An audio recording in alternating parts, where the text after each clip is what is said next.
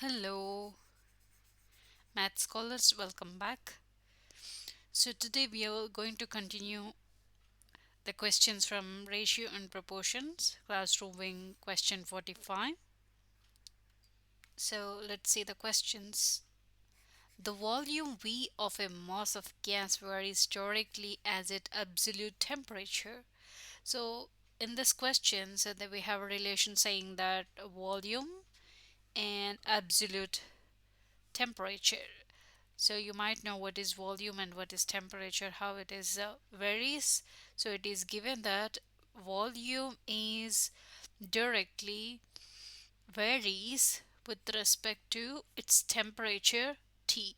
So this is a direct proportion. So whenever the volume increases, the temperature will also increase. And there is another condition saying that, and it is inversely as the pressure P. So it is very clear that whenever the volume increases, the pressure is going to be decreased because it's inverse. That means indirect variation. So we can also say that V is indirectly proportional to 1 over P. So whenever the pressure increases, the volume decreases, right? Whenever the volume decreases, that means pressure increases.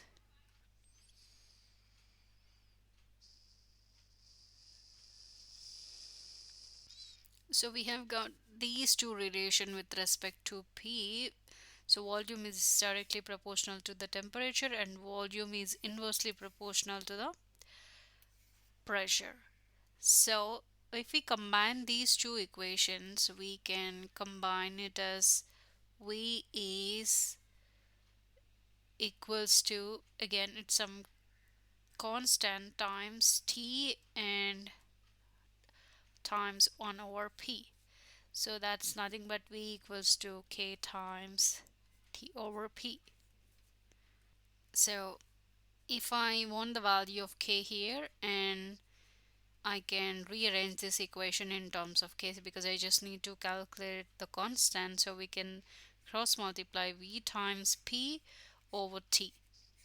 So basically this is our relation. Now if you look at the question, so there are two conditions over here. The gas occupies a volume of 400 ml when the temperature is 150 K. So this is our first case, and the pressure is 240 pascals. And now the second case, what is the temperature of a gas whose volume and pressures are 250 ml and 320 pascals respectively. So we got here two volumes and we got two pressures over here, and we need to find the respective temperature.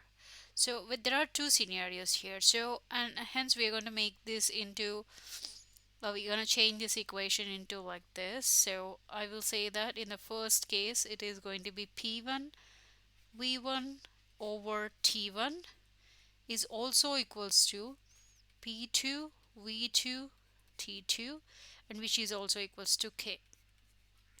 So using this relation we can find the answer. So this is our lead. So let's see how to solve this. So hope you have understood why we are using these scenarios, because we have two scenarios here. In the first case, the volume and the pressure was given with respect to the temperature, and we need to find what is the temperature at this volume and this pressure. So that's what we need to find. That means we need to calculate T2 over here. So let me mark that we need to calculate T2 finally. So we need to change the equation accordingly. So all we just need to do is just cross multiply. So if I cross multiply, in the place of T2 we will get it as P2 V2 over P1 V1. Just like a cross multiply, we are interchanging this, and T2 will multiply with this. So what happens here? P1 V2 times T1 here.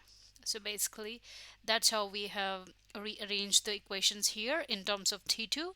Now all we need to do is we need to plug in these values. So let me clarify what is P1, V1, T1, everything. So here if you look at the condition, so the volume here, the first volume V1 is going to be 400 ml and the temperature is 150 K.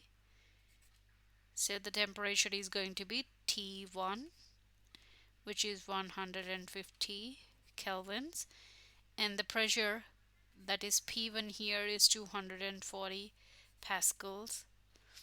All clear? So now we have here next pressure will be P2 will be 320 pascals, and the volume, this is volume measured in ml, so V2 is going to be 250 ml.